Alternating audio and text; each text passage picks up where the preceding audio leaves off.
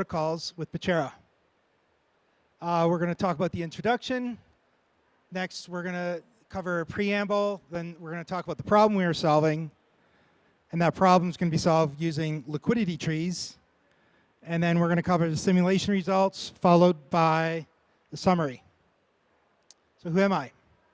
I'm Ian Moore, DeFi Pi core developer, which is a DeFi analytics Python package that we just released. I am the liquidity tree co-inventor. And I share that title with another individual, and he goes by an alias. His name's Coyote Doge. Other than his personality and his intellectual acumen, that's all I can tell you about him. So it's me and this guy. I'm a SYS Labs researcher, and then I've been a Syscoin Foundation advisor for the last 3 years. Prior to that, I was a senior lead data scientist for 6 years. I was also an adjunct lecturer at the University of Toronto Biostatistics Division for 4 years. And on top of that, I was a statistician for another 5. But I held the adjunct status-only faculty position while I was a statistician. So the objectives. First, we'll cover the preamble. We're going to talk about what is capital efficiency. And we're going to talk about constant liquidity market makers, or concentrated liquidity market makers.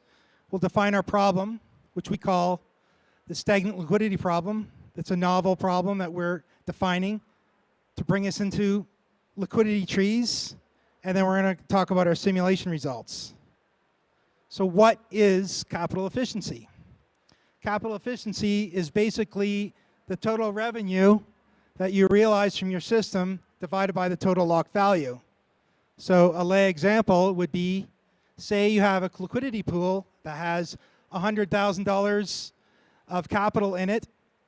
On a given day, you may have $2,000 to $5,000 that move, that collects a swap fee of 0.3%. So that $2,000 to $5,000 is earning revenue. Well, the question is, what about that other $95,000 to $98,000? That's just sitting there idle. So that's what's formally known as lazy liquidity. And then the example I outlined, that's what we call poor capital efficiency. So this is Uniswap v2. So on the left here, we have the liquidity frequency distribution of Uniswap v1 and v2, which is effectively just a uniform distribution.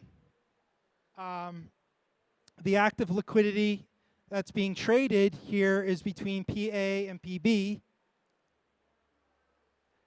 And lazy liquidity is the liquidity that lies outside that band that's not being traded.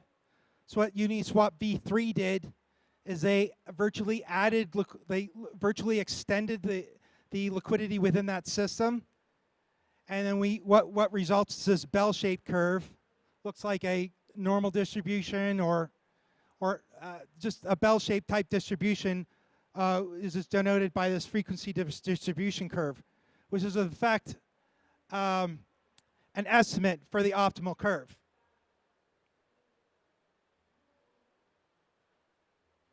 So there are many concentrated liquidity market makers out there right now. So the famous one that we all should know of is Uniswap v3.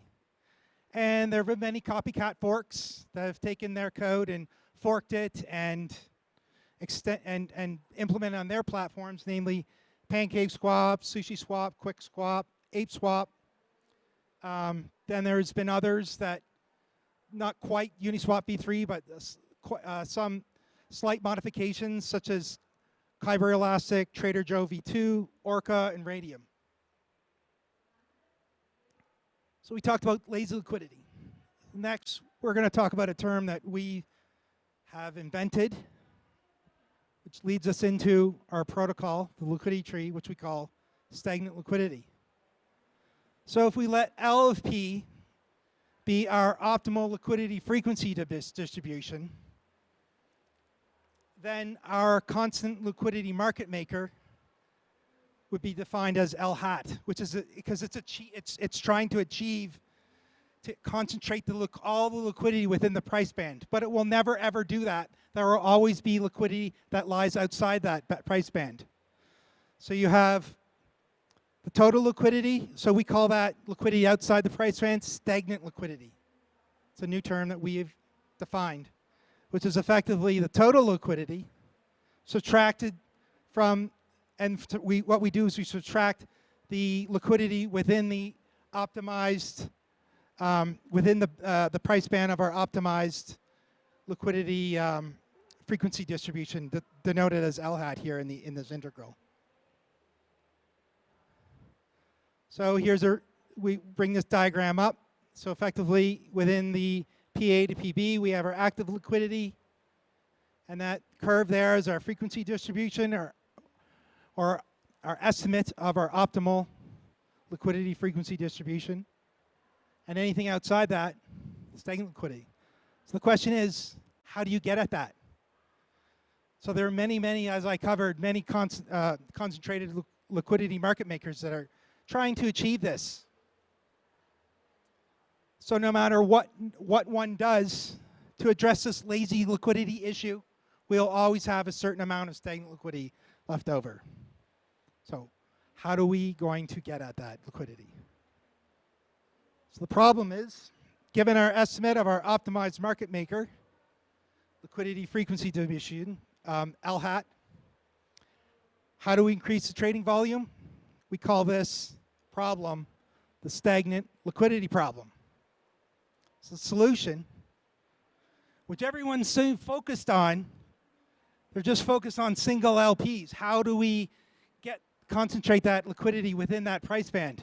What we're doing, we're opening up the ideas. We're saying, no, we're not working with individual LPs. Working with networks of LPs, which we call liquidity trees. So these two ideas, concentrated liquidity market makers and liquidity trees, are not mutually exclusive to one another. They complement each other, which we'll talk about. And we, at SYS Labs, believe this will be the next epoch of DeFi, much like how the liquidity, the Uniswap V2 was the first epoch of DeFi. We believe this will be the next. So, like I said, yeah, you can implement both liquidity trees and CLMMs together.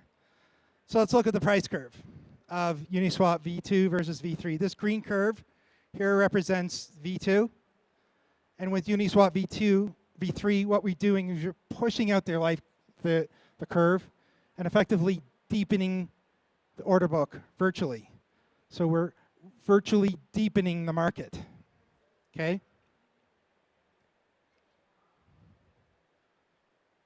So, but before we talk about liquidity trees, we need to cover another problem, which we call the CPT, or constant product trading indexing problem, which is effectively take a little bit of liquidity in our pool. Let's say we have 1,000 LP tokens, and we have 10 tokens, 10 LP tokens. We want to know, well, how much is that worth in one asset or the other? If we have an ETH DAI pool, how much is that worth in ETH? Or how much is that worth in Ethereum? We call that index liquidity, denoted by this IY or IWAX for an XY, a dual constant product trading pool, X versus Y. So given that, what we do is we take this index liquidity, which is effectively fully collateralized debt, we place that on the market. So what that in fact creates is a derivative market, which we're calling a child pool.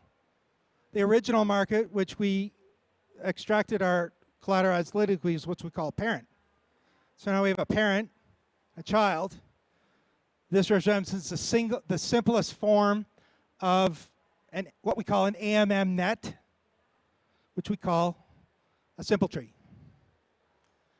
So geometrically, the two can coexist together. As we can see here, we have Uniswap v2.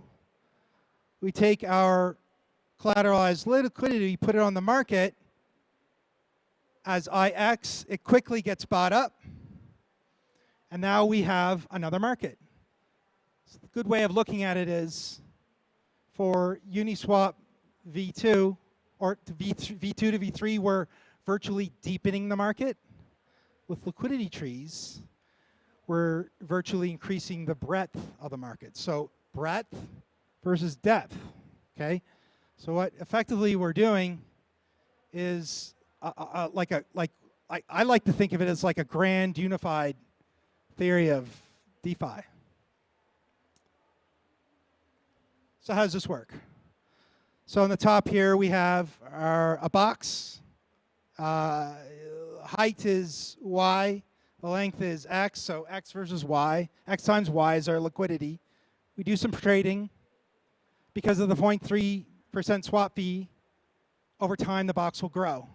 And that's denoted by this blue strip on the outside edge here. With this simple tree, we have the same effect happening. We have the green box. We have some trading. It grows. But then we take our collateralized liquidity in our child. The child also grows. It too produces additional revenue.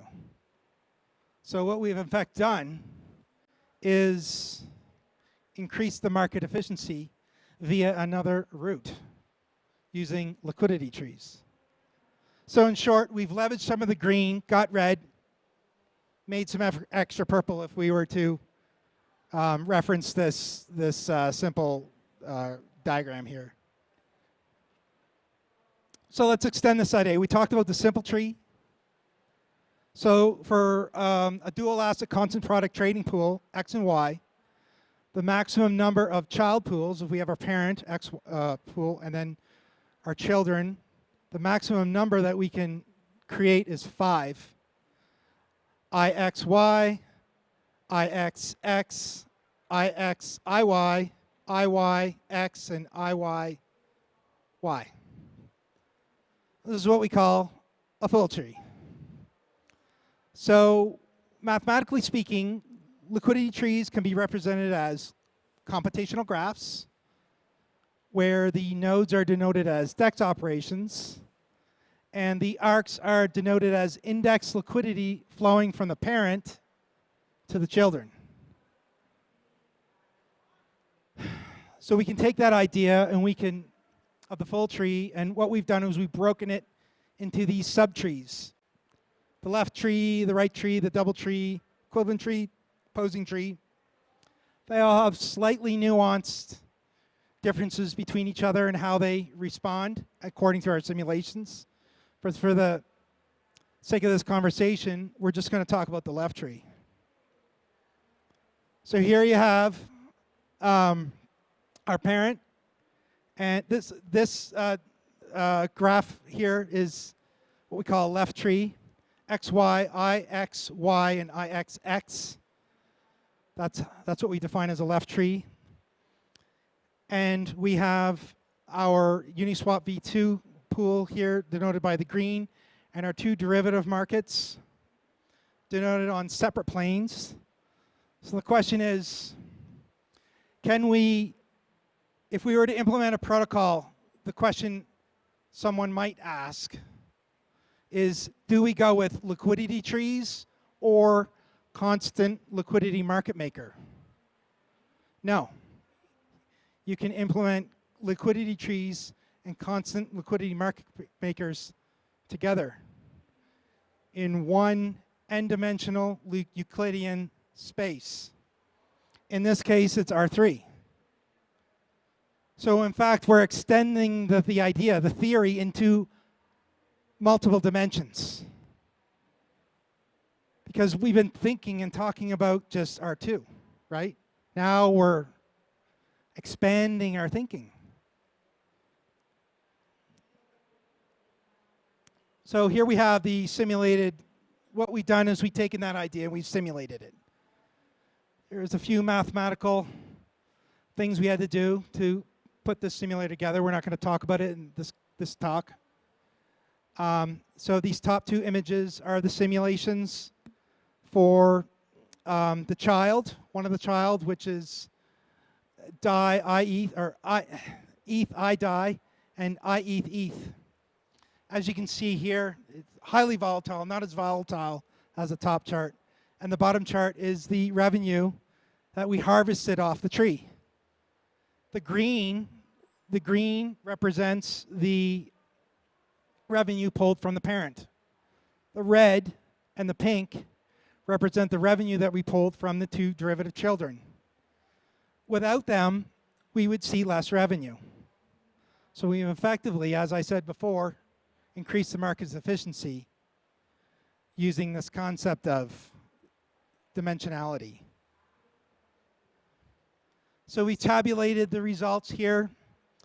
In the top line, we have the revenue of our parent, which for the sake of this simulation, we use real data starting from on ETH DAI or ETH USDC, starting from January 2018 all the way to the end of 2023. And we see that we see a return of 19.4%. When we implement the tree, it jumps to 26.3%, which is revenue boost of 35.61%.